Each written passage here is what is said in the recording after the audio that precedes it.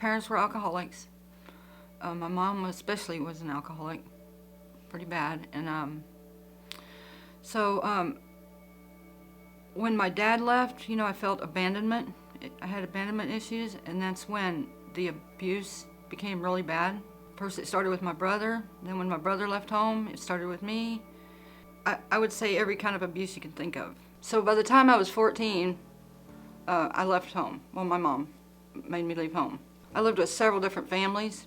A lot of things happened that made me not trust people. I really was the, can I just say this? I was the poster child for FTW, you know, so that's what became of me. You know, I became like, I hate the world. I don't want to have no part of this world. It's evil world. It's a rotten world. I don't want to be part of it, you know, at all. And so I became pretty rebellious, and was in a lot of fights, was in a lot of jail time. I woke up when I was 17 with a needle in my arm, which I didn't intend for that to happen, but it did. And after that, I just said, forget it, you know. I'm just going to kill all that pain, you know, with drugs and alcohol and sex and men and fights and bars and, you know, just that life. So one day I said, I prayed to God. I said, God, can you just love me? Send someone to love me, you know? Can I just have somebody to love me for me? And a month later, I was pregnant. He wanted to abort the baby, and so we tried, and it didn't happen, you know? It didn't happen, so that was God's miracle for me. Me and him fought a lot, so I left with the kids, and then a few years later, he comes back and tells me, takes the kids, and says, and then I had a judge tell me that I'm not fit to be a mother. I'm not fit to have those children. And I don't care what's happened to me, rapes, being shot at, stabbed, all these things, that evil things happened to me, molested, all this, had an abortion, all that stuff didn't matter nothing. And that's the worst thing that ever could happen. About myself, I felt like I wasn't unworthy.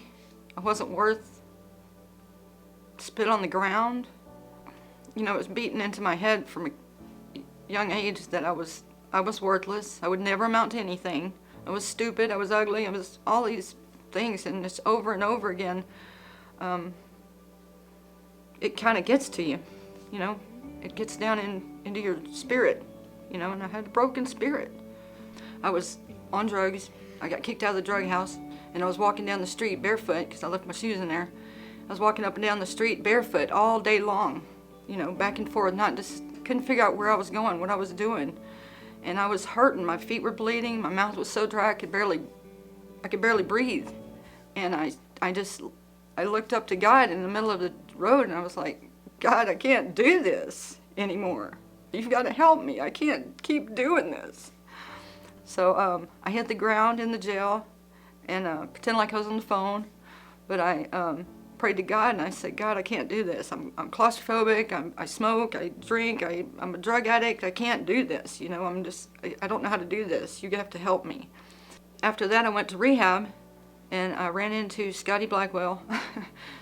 And I remember when I first walked in Rock Point, my first impression was, it was in the old middle school, in the gymnasium, and they had the chairs lined up, and I looked, I seen, there was this lady here on the back row dressed in a red dress suit, you know, to the nines. She was dressed to the nines. Right next to her was a girl with tattoos and Daisy Dukes. And I was like, I feel like I fit in here, you know?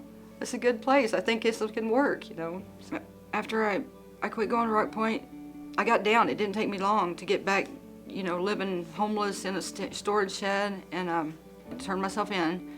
And while I was in jail, I don't like people, you know. I don't like people, especially 65 women. So I got myself put in solitary confinement. While I was in that solitary, just the first few days, I didn't have any books with me. I didn't have my Bible with me. I was determined to stick close to God.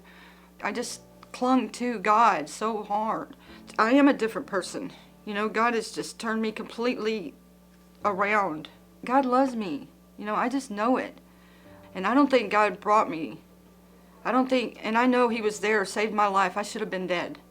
But He has helped me, kept me alive all these years. For a reason, for some reason. And if it's not to help somebody else, I'm just going to sit there and waste what I've been through. I'm not going to sit there and waste it. There's so much I want to tell God. I can't believe that He chose me and He protected me all this time. Probably sing the Chris Christopherson song, Why Me? I used to say why me all the time, because why me, why would that happen to me, you know? But now I say why me? What did I do to deserve, you know, His love, His forgiveness, His blessing, His love?